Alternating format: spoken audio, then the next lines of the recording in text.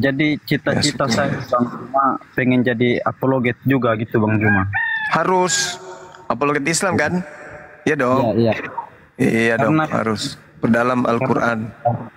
Bang Juma, saya ini kebanyakan di pedalaman-pedalaman ini, aduh, Pedalaman banyak orang yang tidak kenal Islam. saya kenal Islam, mereka pergi gereja itu setahun sekali, tapi itu pun pas Natal. Natal. Jadi Tapi itu jadi pas saya Natal. Natal. jadi Tapi itu pas Natal. Ini Kepas kenapa? Ini Kepas pusing Mau dia. syahadat juga kayaknya Gurunda. Iya, ini karena Gurunda pakai pas ini handphonenya mereknya Oten jadi agak doubling.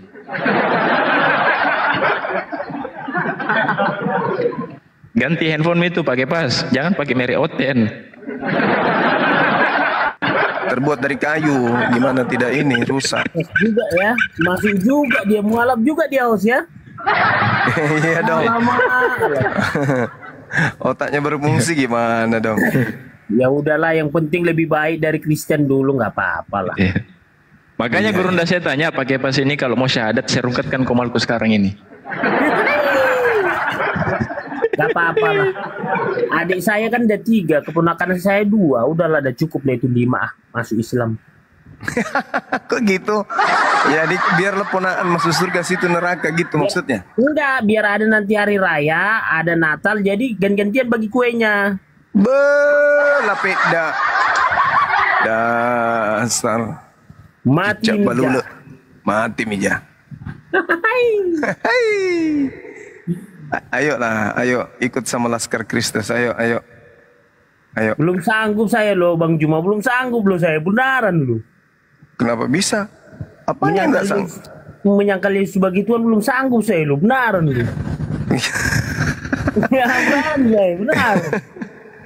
Kenapa Yesus jadi yang tertawa? Dibilang Yesus bangke, dasar lu ya. Gue nggak pernah ngajarin diri gue Tuhan, lu sembah, dasar lu bangke peda ulu. Dibilangnya kayak gitu, makanya dibilang Yohanes 7:22, enyahlah daripada aku Kepas, kepalamu gimpe. Nah, gitulah.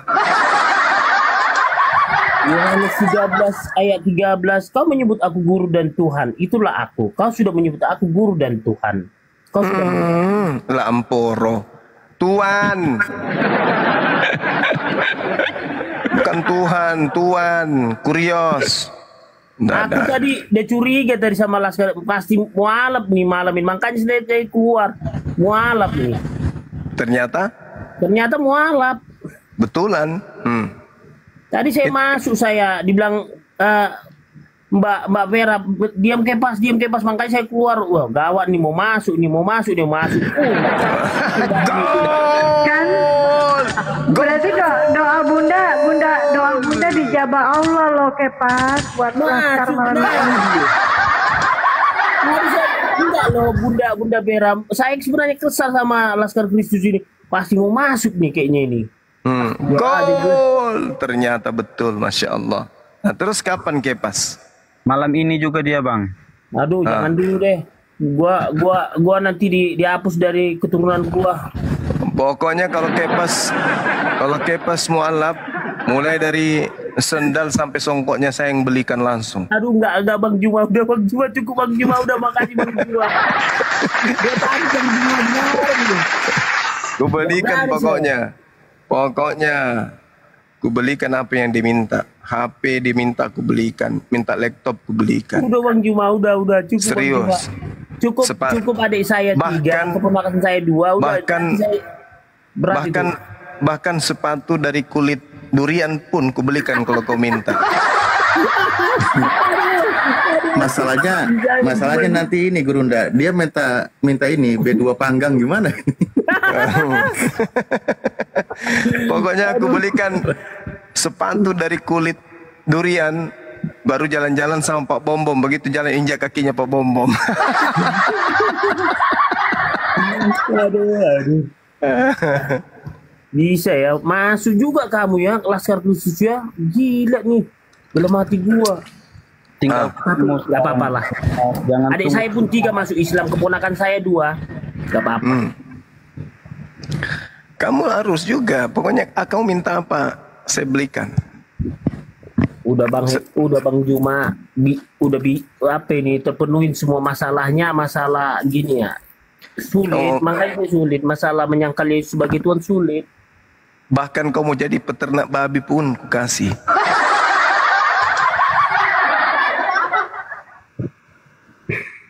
Kalau saya masuk Islam dapat hidayah, saya nggak minta apa-apa. Yang penting saya tetap menjalankan kebaikan. Tanda-tanda ini, tanda-tanda. Pan rasa kok kepas. Pokoknya nanti kau syahadat, langsung kamu di Istiqlal azan. Allahu Akbar, Allahu Akbar. Allahu Akbar, Allahu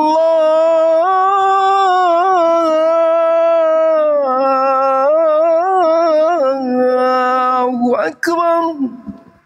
Pokoknya kau nanti jadi Bilal.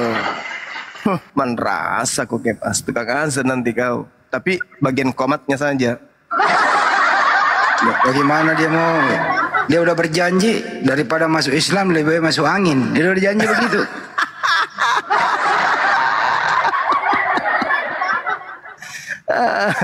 Minimal dia azan di kupingnya anaknya nanti, Bang Andi.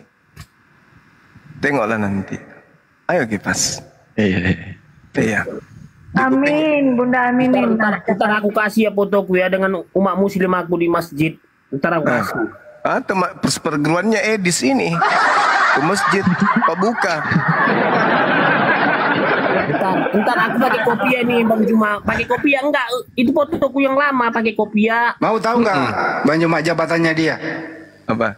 Dia Wakatindal. Apa itu? Wakil Kepala Penitipan Sendal. Iya. Kalian aja Bang Indi uang recehan dititipkan supaya enggak kering-kering waktu sholat. Iya betul. Cocok ini anak cocok. Kayak pas ini memang cocok dia jadi pekat. Pada intinya ya pokoknya Laskar Kristus ini ya karena kamu sudah masuk Islam ya semoga kamu lebih baik lagi. Ya menjalankan 5 waktu ini berat loh. 5 waktu sholat juga gampang loh. Puasa gampang loh. Iya tahu.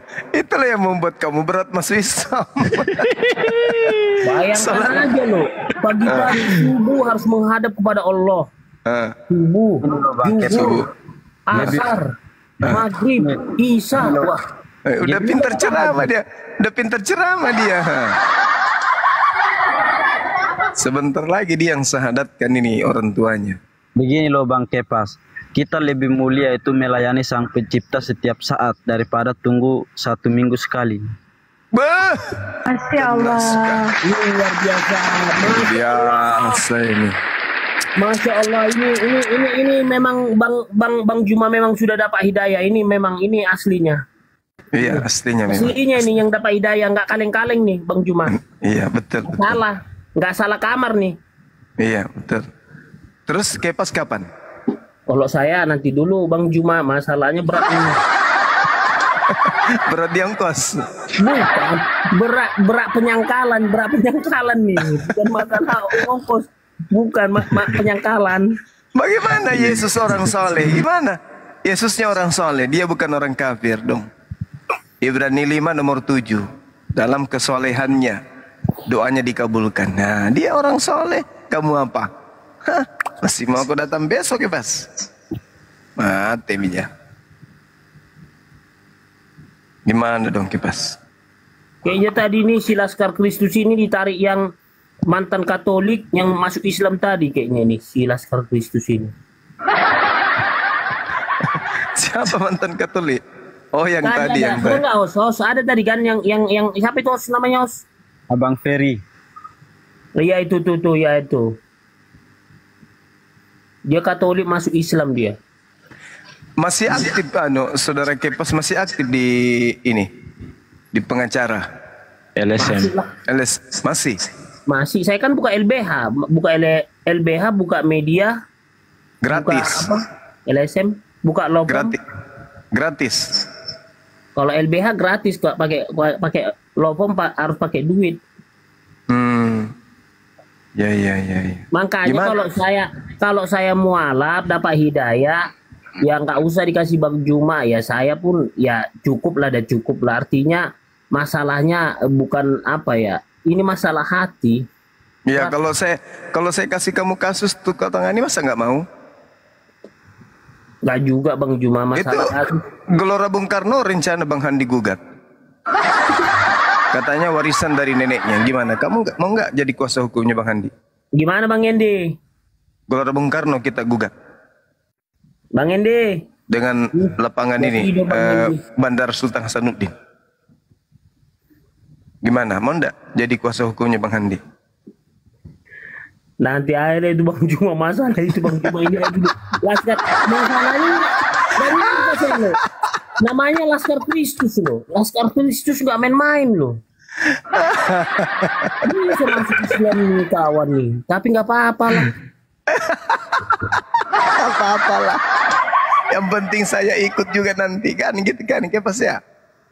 Namaku Laskar Kristus, tapi aku bisa mualaf. Masa kamu nama Kepas gak bisa mualaf? Iya betul. Kepas, kepala pas-pasan. Masa nggak mualaf tanya? Bang Gimana? Juma tahu arti nama Kepas itu. Simon Petrus. Kepala kompleks itu. Kepas itu kalau di Makassar namanya kepala talang. Itu Bang. Oh, kayaknya Os ya, ketawa ya Os ya, dapat apa ya, pengikut baru ya Os ya. Nggak apa-apa. Pokoknya Nggak pakai apa-apa pas lah. saya kontrak seumur hidup di Komal saya. Ah itu. Sampainya dia mualaf, sampainya dia syahadat, ya kan? Habis ini, habis Kepas yang kita syahadatkan lagi anu, siapa nama itu? Nehe. Bukan. Ada lagi itu yang Yesus dipanggil Dinda sama Kekanda. Masaha, Masaha. Masa Sang itu gimpe, kau belamba. masih ada satu lagi Gurunda, Yauduh namanya. Itu Oh, iya, pasienku Yauduh, semua itu di Yauduh, sini. iya, betul. Pasienku semua di sini. Satu lagi Roy yang bilang Ada Yesus ada ciptakan tadi Bang mana Suma. Roy Yesus jual menciptakan beli Bang Suma. Ibrani, ya itu semua itu pasienku semua di sini. tuh. Iya. Major.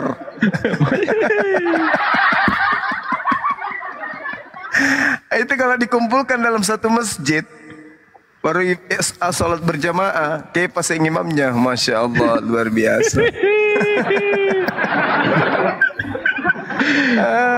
Sholat subuh 4 rakaat, diambil.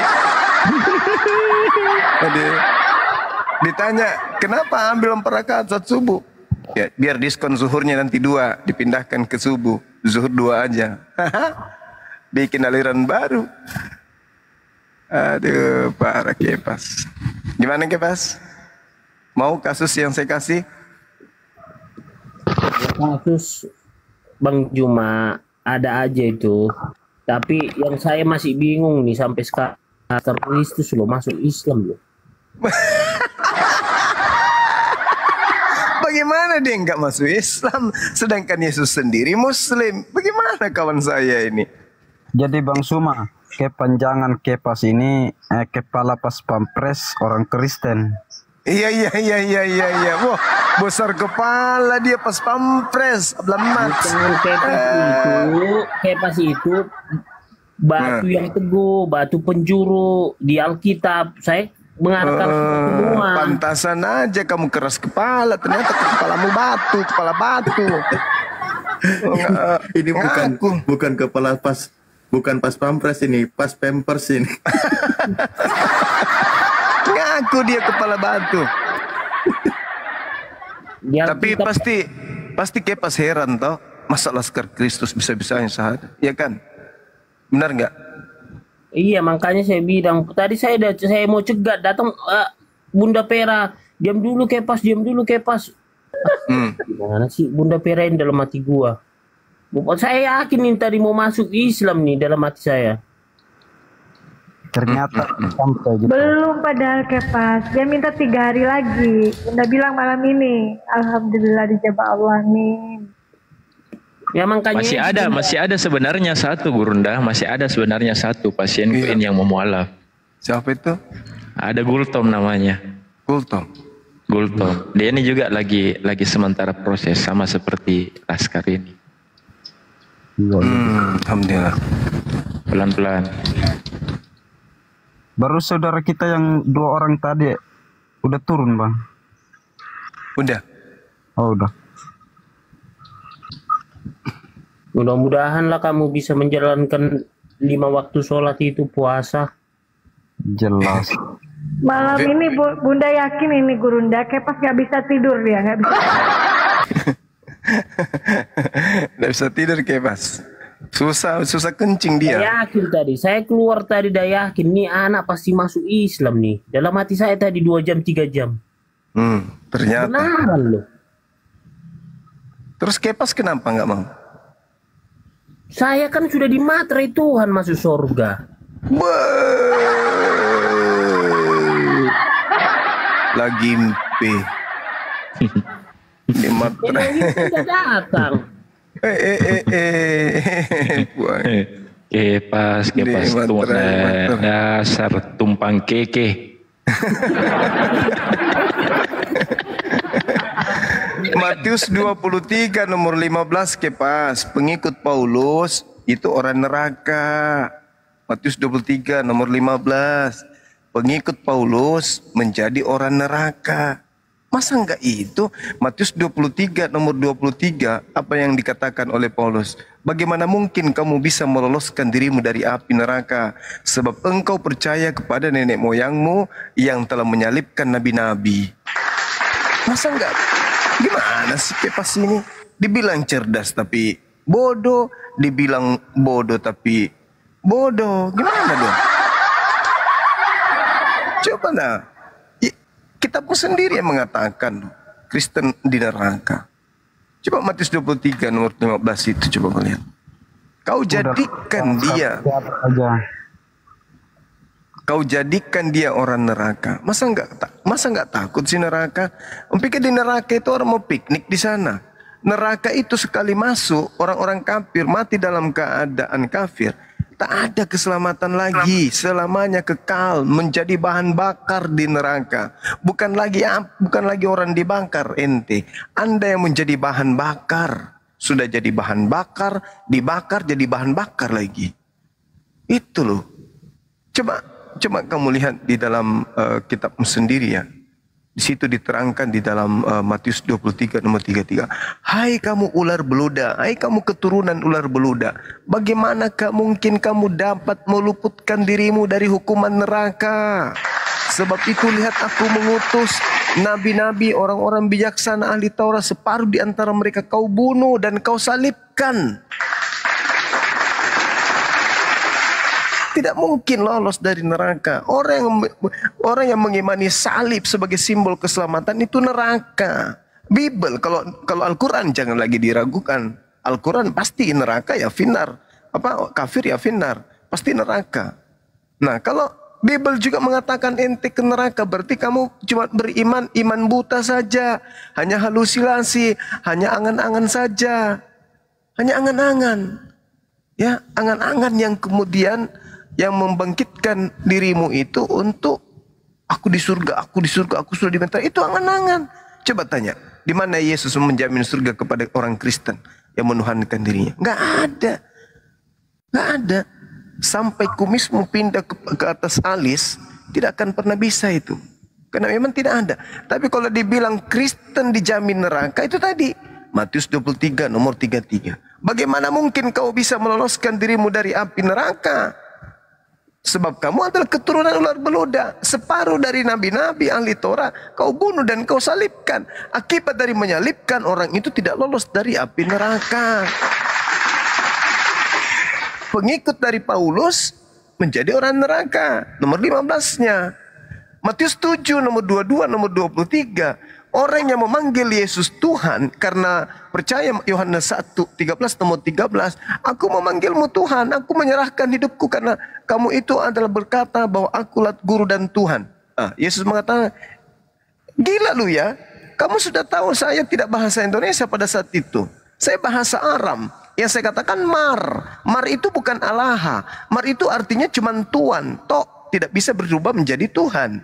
Tuhan itu bahasa Indonesia, sedangkan saya menggunakan bahasa Aramaik. Saya mengatakan Rabam wa Maran, Rabi, Guru, dan Tuan, bukan Alaha. Jadi ya pakailah akalnya, saudaraku Kepas. Kau bisa bayangkan itu ya, saudara Kepas. Kalau rohmu sudah keluar dari badan, kau tak ada pilihan. Karena roh tidak lagi memiliki kehendak bahwa mau pulang atau mau pergi atau mau lari, nggak ada kehendak. Roh tunduk kepada apa yang Tuhan inginkan. Nah, apa yang kau lakukan di dunia? Rohmu dibuat seperti itu, dibal-balin rohmu. Roh tidak bisa lagi berkehendak. Mumpung kamu masih manusia, mumpung masih roh di dalam tubuh, arahkan rohmu, arahkan tubuhmu untuk tunduk kepada pencipta langit dan bumi. Anda nggak jadi jatuh miskin kalau Anda menjadi pengikut Yesus. Anda nggak menjadi kurus atau jatuh sakit kalau Anda menjadi pengikut. Nah, Yesus itu adalah Muslim. Dia berserah diri kepada perintah Tuhan. Bukan Tuhan dia. Kenapa dia kau anggap Tuhan? Karena iblis yang mencobai, iblis yang menggoda ente. Jangan kau dengar Bang Suma, itu bohong. Yesus itu memang Bang Tuhan. Karena dia mengatakan dia adalah guru dan Tuhan. Udahlah Kepas, tutup telingamu. Nah, itu iblis itu. Tapi apakah iblis mau tanggung jawab ketika jasadmu sudah berpisah dengan rohmu? Ingat, sejak kamu dilahirkan sampai kau meninggal nanti, ada satu hal yang tidak pernah terpisah dalam dirimu. Kita sayang kepada ibu yang telah mengandung kita. Tapi ada masa di mana kita berpisah. Entah kita merantau, entah kita pergi sekolah, kita berpisah. Kita sayang kepada anak. Tapi ada masa di mana kita berpisah. Entah dia pergi sekolah, entah kita pergi kerja, dan seterusnya. Tapi ada satu hal yang tidak pernah terpisah sejak dari dilahirkan kita sampai kita meninggal dunia. Apa itu? Jasad dan ruh. Nah, ini mau dipisahkan ini. Ketika jasadmu sudah mau dipisahkan dan rohmu, itu adalah perpisahan yang sangat-sangat menyedihkan dan sangat mengharukan. Karena disitulah saatnya perpisahan yang sejati. Roh dan jasad yang tidak pernah sedetik pun berpisah akan saling meninggalkan satu sama lain. Roh akan pergi mempertanggungjawabkan kelakuannya di atas muka bumi, tanah menjadi tanah, tubuh menjadi tanah kemudian. Nanti di hari kebangkitan, tadi tubuh yang sudah hancur lebur akan dibangkitkan kembali. Anda tidak percaya? Baca Yehezkiel 37, baca surah Yasin. Wa daraba lana mathalan wa nasiya khalqa. Qala may yuhyil idhama wa hiya ramim. Qul yuhyi alladhi ansha'aha awwala marrah. Itu akan dibangkitkan kembali. Jadi kalau ruh sudah keluar dari jasadmu, nggak bisa lagi kau berkata, saya berat meninggalkan iman saya kepada, nah nenekmu kiper, mana bisa. Pokoknya jasadmu, ruhmu sudah tunduk kepada ketetapan Tuhan. Nggak bisa lagi kau akal-akalan. Mana saya tidak mau terpisah dengan Yesus. Saya tidak bisa menanggalkan iman kepercayaan kepada Yesus. Yes, kamu bisa berbicara seperti itu. Karena jasadmu masih menyatu. Tapi ketika ruhmu keluar dari jasadmu, di bawah tanah, kau ditanyai kemudian, kamu tidak bisa berbicara apa-apa. Kenapa? Karena rohmu sudah tidak bisa lagi memerintahkan jasadmu. Jasadmu tidak lagi bisa memerintahkan rohmu. Rohmu akan tunduk kepada ketetapan Tuhan. Lu ketika hidup, lu menyembah ciptaanku, lu menyembah utusanku, maka ku sentil kau. Gimana ceritanya? Nah, kesempatan, kamu masih diberi kesempatan oleh Allah. Dipertemukan dengan Bang Suma. Orang-orang yang bertemu dengan Bang Suma, bertemu dengan Bang Handi, Dinda Ardiansa, Dinda Alif, Ahisugi, Ukhti Vera, dan juga Inspirasi. Itu adalah orang-orang yang disayangi oleh Allah. Kenapa?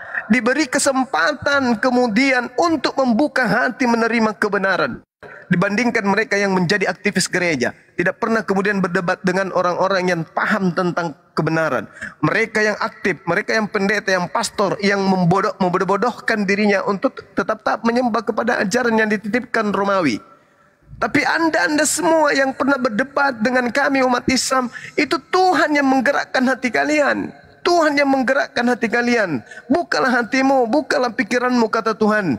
Terimalah kebenaran itu. Aku menyayangimu. Mungkin ada sesuatu perbuatan baik yang pernah kamu lakukan, sehingga kamu dipertemukan dengan kami Bang Zuma, dengan kami para apologet. Sehingga Tuhan memberikan ruang. Kepas, aku berikan kesempatan kepadamu, karena aku menyayangi kamu.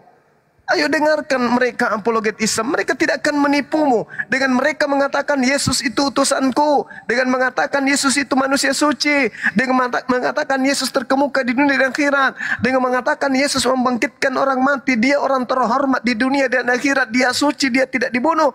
Itu artinya dia menyelamatkan kau, ingin menyelamatkan dirimu, bukan menyesatkan engkau. Tidakkah kau lihat lisan mereka memuji apa yang kau sembah? Tapi meskipun mereka memujinya, dia memujinya sebatas ciptaan utusan Rasul Tuhan.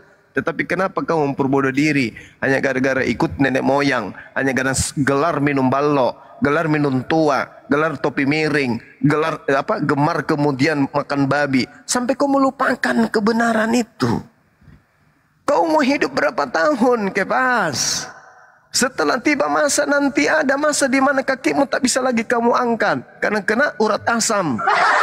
Ada masa di mana lagi makanan tak bisa lagi masuk di tubuhmu. Kenapa? Karena kena lambung asam. Ada saatnya kau nggak bisa lagi mengunyah. Kenapa? Karena gigimu sudah satu persatu permisi meninggalkan engkau. Ada masa kau tidak bisa lagi membedakan mana cewek cantik, mana yang jelek. Karena matamu sudah mulai buram. Itu. Nah, mumpung masih diberi kesempatan oleh Tuhan pencipta kita, kesehatan akal masih ada kemampuan untuk itu, mata masih bisa membaca Quran, kuping masih bisa mendengarkan nasihat, mulut masih bisa menasihati orang-orang untuk ikut kepada jalan yang benar. Manfaatkan itu, jangan masa bodoh. Jangan masa bodoh. Karena kita diberi kesempatan oleh Allah hidup di atas muka bumi ini hanya untuk sementara. Coba. Pernah tidak Anda menerawang ketika saya sudah meninggalkan dunia, saya mau kemana? Oh, aku pergi bersama Yesus. Bagaimana ceritanya? Bagaimana ceritanya Anda mau pergi bersama dengan Yesus? Itu cuma doktrin, itu cuma dogma dari bapak-bapak gereja. Yesus tidak mengenal engkau dan sinyal itu sudah ada dalam Bible. Sinyal itu ada dalam Bible. Bahwasanya orang-orang yang mengaku mengaku pengikut Yesus, sebenarnya mereka itu adalah menolak Yesus. Siapakah penyesat itu? Bukankah mereka yang menolak Bapa sekaligus menolak anak? Coba. Siapa yang menolak Bapa? Kristen. Kenapa dikatakan menolak Bapa? Karena Bapa telah mengajarkan hukum Torah, ditolak. Bapa mengajarkan dirinya tiada Tuhan selain dirinya, ditolak. Bapa mengatakan bahwa dia tidak ada Tuhan dibentuk setelah dia, ditolak. Bapa mengatakan Yesus adalah anakku, hambaku, ditolak. Ditolak semuanya. Jangan kau menambahi hukumku, hukum Torah, ditolak. Hukum-hukumku hanya untuk Bani Israel, ditolak. Itu penolakan terhadap Bapa. Siapa yang menolak Bapa? Menolak anak.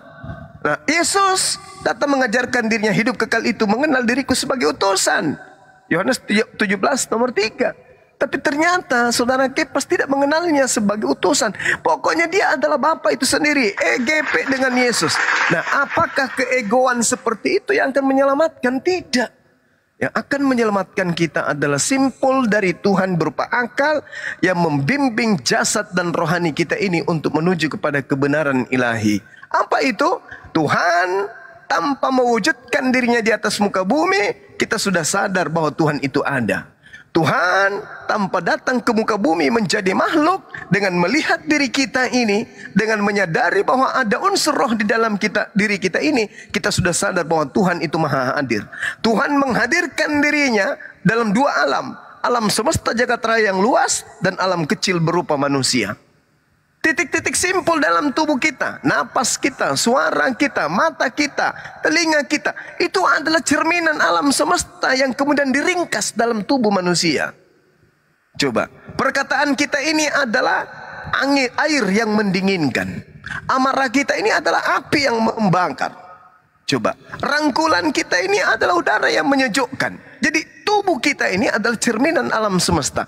Mekanisme yang terjadi dalam tubuh, darah mengalir sampai ke ujung kaki, naik lagi sampai ke otak, muter lagi masuk ke jantung, jantung ke paru-paru, turun ke limpa, terus turun ke begitu terus.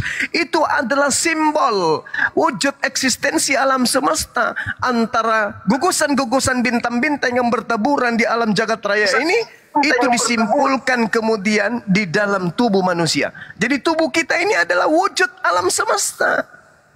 Wujud alam semesta. Tubuh manusia ini yang wujud ini adalah eksistensi ringkasan keagungan ciptaan Tuhan yang Tuhan berikan kemudian di alam jagat raya berupa manusia. Manusia karena dia mampu berkarya, dia menciptakan komputer. Komputer itu adalah wujud eksistensi manusia kecil atau alam kecil. Itulah komputer. Hebatnya manusia. Nah, kemudian Tuhan pencipta alam semesta menyatakan kehadirannya. Dengan cara apa? Menciptakan dua alam tadi. Apa itu alam semesta dan alam kecil manusia?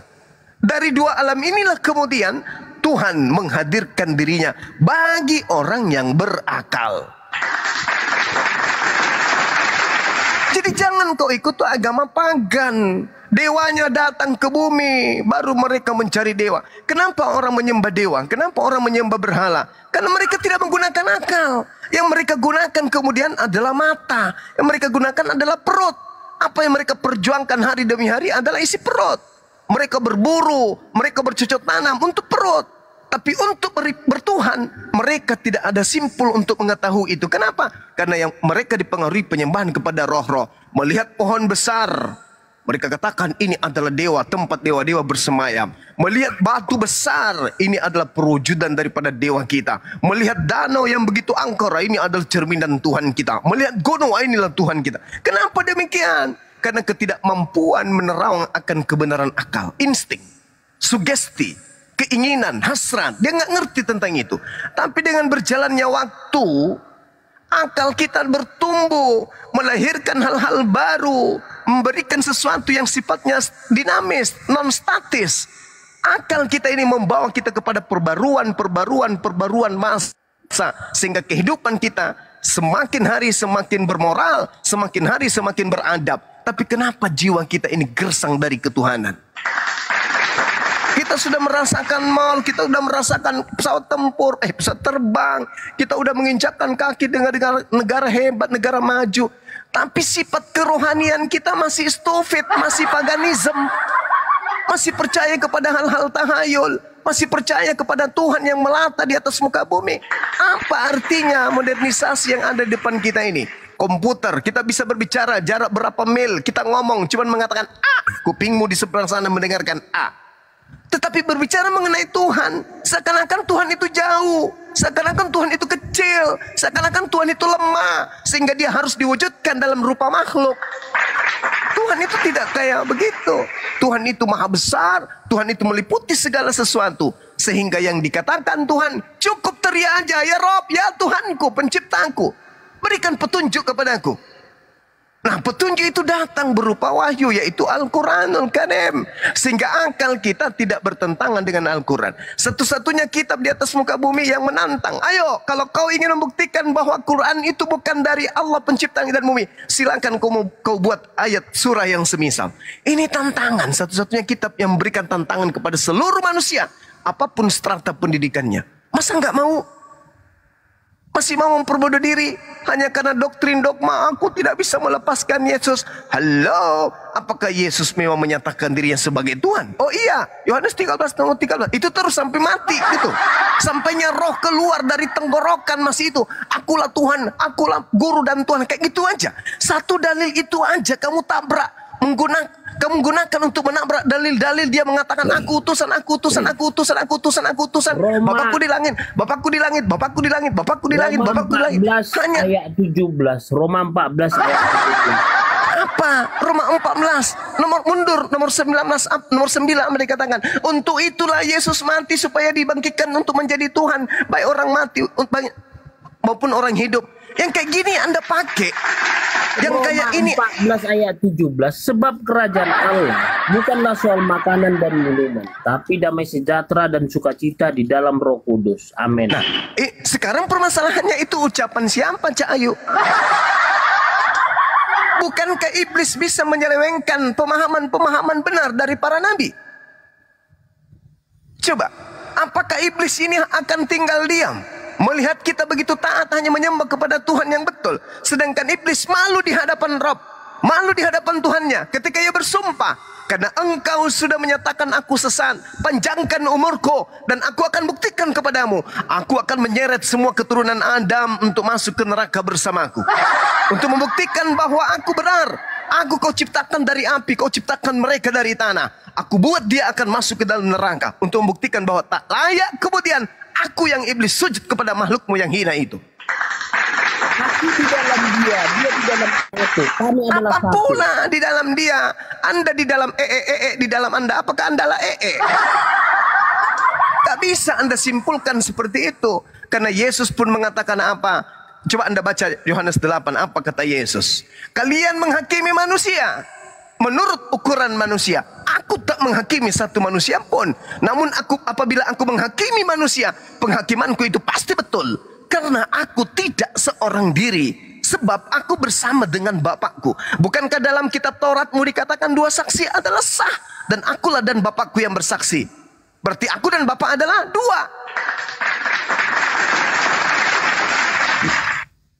Semua item-item yang Anda gunakan untuk mempertuhankan anak orang, itu dibantah oleh orang itu sendiri. Dibantah. Akulah jalan kebenaran dan hidup. Oleh karena itu, makanlah, minumlah. Itu bukan maksudnya darah beneran. Karena pada saat perjamuan kudus, Yesus menunjukkan anggur, coy. Ketika dia berbicara daging, dia bercerita tentang roti, coy. Dan Yesus memang mengatakan dirinya sebagai roti untuk anak-anak Bani Israel. Tidak patut makanan, tidak patut roti yang disediakan untuk anak-anak Israel diberikan kepada Gog. Yesus mengidentikan dirinya sebagai roti. Bukan berarti dia harus dimakan, itu kanibal. Yesus menandakan ini darahku. Apa itu? Anggur perjamuan kudus. Ini dagingku. Apa itu? Roti tanpa ragi. Tapi Kristen memplesetkan yang dimaksud darah di situ, darahnya Yesus memang betul-betul harus dihisap. Itu Dracula itu. Yesus tidak mengajarkan yang seperti itu. Coba sadari itu. Matius berapa itu yang tertulis? Ini darahku, ini dagingku. Tapi yang dimaksud darah di situ apa? Anggur, coy. Bukan anggur tidak beralkohol. Iya betul, makanya jangan mabok. Karena Yesus tidak suka yang beralkohol itu. Itu kan anggur dari buah anggur. Buah tala. Yang diperas dari buah anggur. Jangan saudara Kepas, jangan memperbodoh diri. Jangan memperbodoh diri. Anda tidak rugi dengan mengatakan dia adalah Nabiullah. Anda tidak rugi dengan mengatakan dia adalah Rasulullah. Karena beliau mengatakan apa?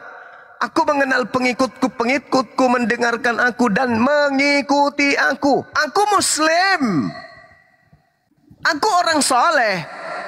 Pengikutku wajib soleh. Pengikutku wajib Muslim. Masih banyak hal yang ingin aku ajarkan kepadamu. Tapi kamu belum sanggup untuk menanggungnya.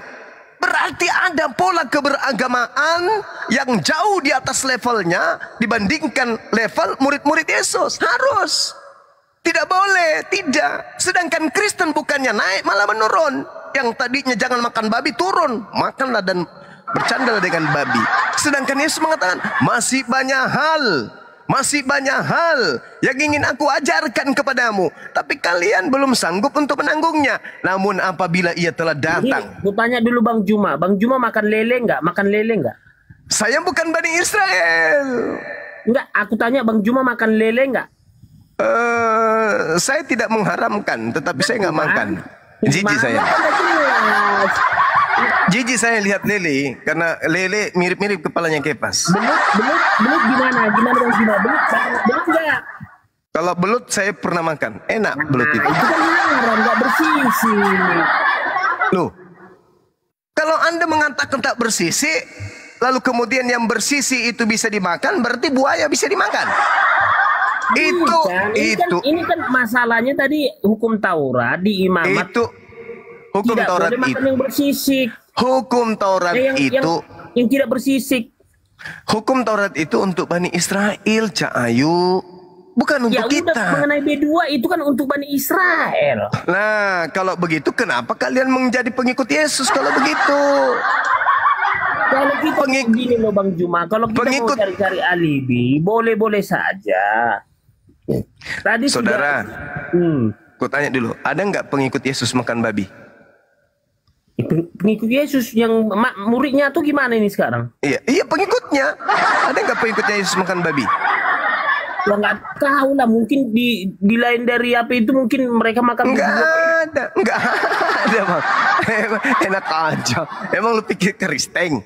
Tak ada orang Yahudi nggak boleh makan babi. Mendengarkan menyebut namanya saja mereka muntah. Kenapa mereka nggak makan babi, Bung? Ancaman Tuhannya itu loh. Yesaya 66, nomor 15, nomor 16, nomor 17. Masa kamu nggak bergeming membaca dalil itu? Coba. Itulah dikatakan di Al-Quran. Orang-orang zalim. Kenapa kalian disebut sebagai orang yang zalim, orang yang sesat?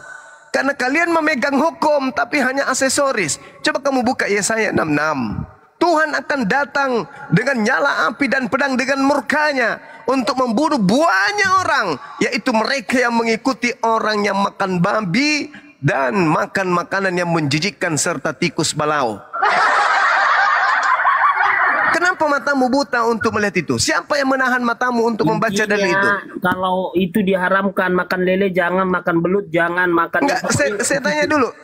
Tidak ada dalilnya di dalam kitabnya orang Yahudi yang makan lele, yang makan belut, makan kelinci, makan kepiting akan dibakar oleh api. Enggak ada. Yang ada yang dibakar itu yang makan babi dengan balau.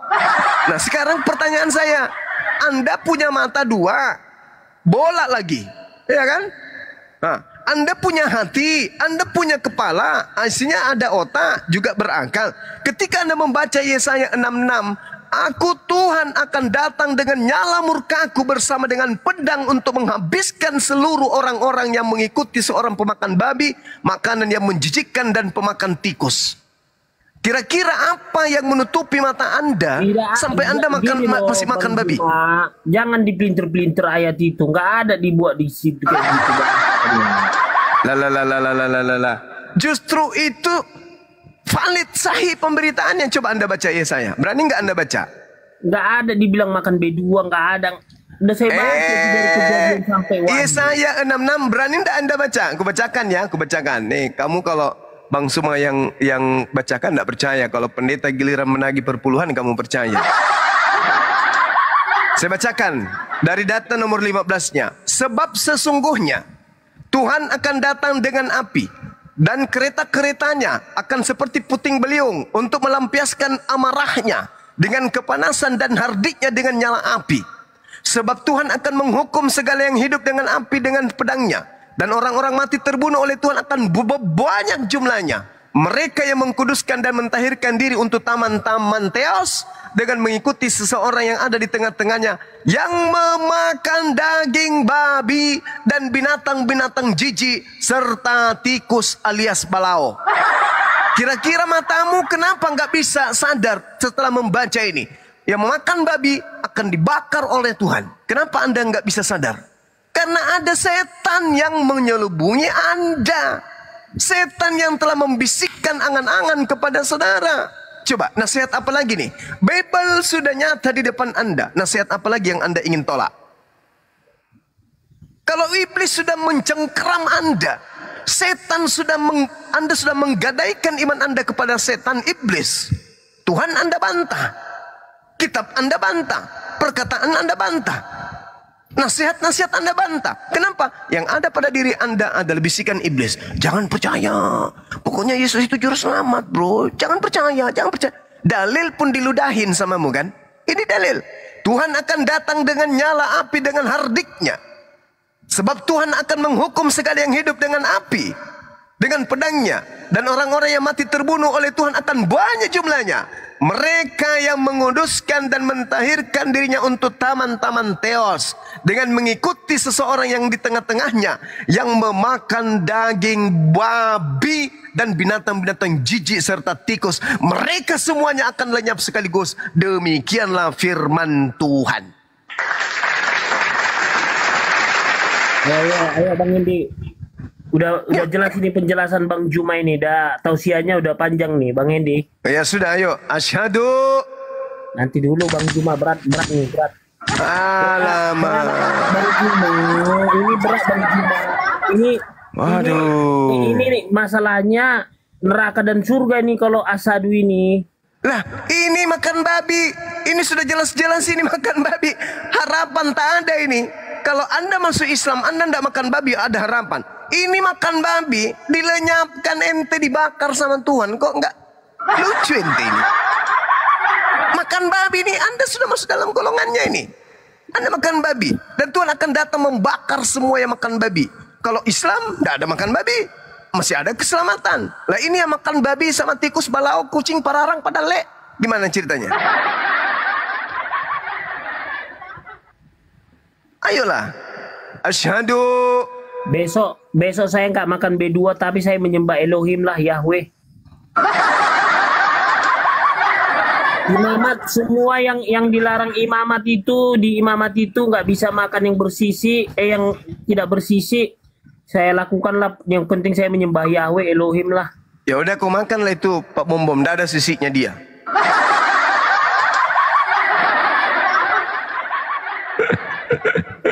Bang Juma. Iya, gimana dek? Kayaknya saya turun dulu, istirahat dulu Bang Juma. Besok naik lagi saya. Yang saya jelaskan tadi ini masuk nggak di logikanya Laskar? Masuk, sangat masuk di logika saya itu Bang. Alhamdulillah, Muslim dia, Muslim. Kepas nak masuk, kenapa? Ada Lucifer di otaknya, Lucifer. Di otaknya Kepas ada Lucifer pakai pedang. Begitu dinasihati mental. Kayaknya Coba dia perlu syahadat dulu baru dia bisa paham itu Bang Suma. Oh iya. Masih penuh. Insya Allah. Ya insya Allah katanya.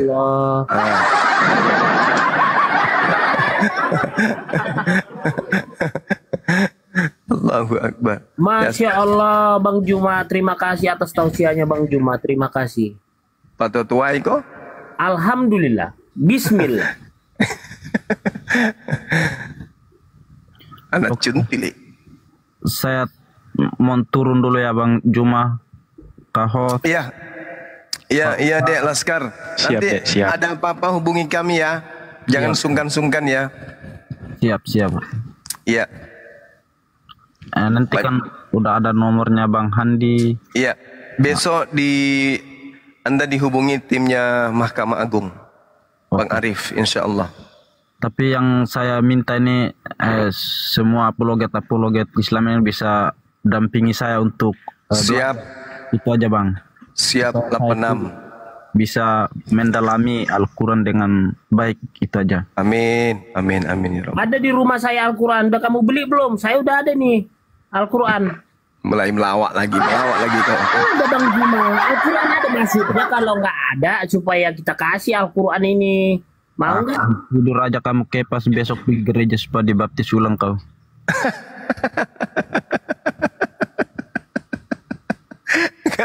Kepas ini orang baik Kepas ini. Insya Allah nanti dia akan bertemu dengan hidayah, insya Allah. Oke. Ya, begitu saya pamit dulu Bang Suma. Assalamualaikum. Waalaikumsalam warahmatullahi wabarakatuh.